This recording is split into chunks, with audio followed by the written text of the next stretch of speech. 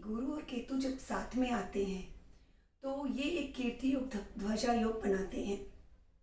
क्योंकि गुरु और केतु को आपस में मित्र कहा गया है। इनमें आपस में शत्रुता नहीं है। जब भी गुरु के साथ केतु आता है तो उसकी और सात्विकता आध्यात्मिकता बढ़ जाती है।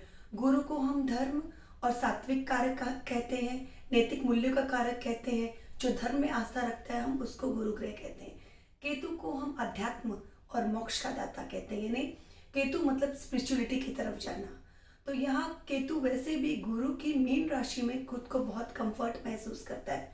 केतु गुरु की धनु राशि में उच्च का हो जाता है।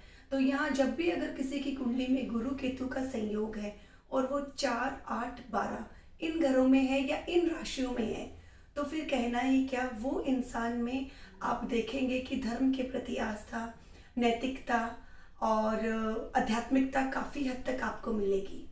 कभी भी कोई भी युति का रिजल्ट जब उनकी महादशा अंतर्दशा आती है उन ग्रहों की, या फिर ट्रांजिट्स में वो जब एक होते हैं या युति करते हैं तो वो रिजल्ट आपको काफ़ी कुछ देखने को मिलते हैं। यहाँ पे अगर गुरु केतु किसी की कुंडली में आते हैं तो वो इंसान धार्मिक मूल्यों पे चलने वाला, नैतिकता को मानने वाला, धर्म में आस्था रखने वाला, अध्यात्म में विश्वास करने वाला और एक तरीके से मैं कहूँ कि स्पिरिचुअलिटी की तरफ जाने वाले में से वो इंसान, उसकी एक प्रवृत्ति हो जाती है।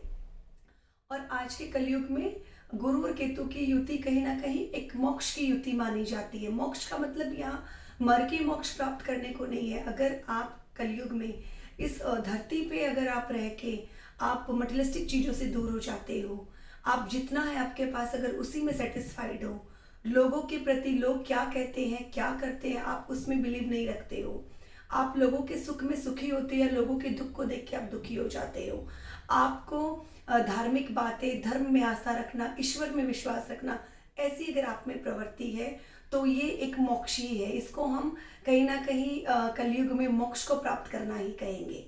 तो इन दोनों की युति अगर साथ में गुरु केतु की युति आ जाती है तो इंसान को हम कहेंगे कि इस व्यक्ति के ध्वजा योग या कीर्ति योग, क्योंकि वो व्यक्ति, इस गुरु या केतु की युति वाला व्यक्ति इनकी महादशा या अंतरदशा में या फिर ट्रांजिट्स में जब इनका मिलन होता है या एक होते हैं तो उस टाइम पे वो व्यक्ति जरूर कुछ ऐसा करता है कि शायद लोग उसको फिर आगे तक उसके जाने के बाद भी याद रखते हैं। गुरु और केतु की युति अगर 8वें घर में हो जाती है तो वो व्यक्ति गूढ़ विद्याओं का दाता, ज्योतिषी या टेक्नोलॉजी में उसका नॉलेज बहुत होता है। अगर यही युति चौथे घर में होती है किसी के तो वो व्यक्ति जितना उसको मिल रहा है भौतिक सुख यानी घर, गाड़ी, घोड़ा, या अगर मैं कहूँ कि परिवार का सुख जितना मिल रहा है वो उसमें संतुष्ट है। उससे ज़्यादा उसको कोई लालसा या कोई भी तरीके का एक वो भौतिक चीज़ों का उसको वो नहीं रहता है। अगर ये युति 12वें घर में आ जाती है और अगर मीन राशि आ जाती है वहाँ पे तो व्यक्ति पूरा ही स्पिरिचुअलिटी की तरफ चला जाता है। मेडिटेशन करना, स्पिरिचुअलिटी की जो स्पिरिट होती है वो उनमें एक बहुत पाई जाती है।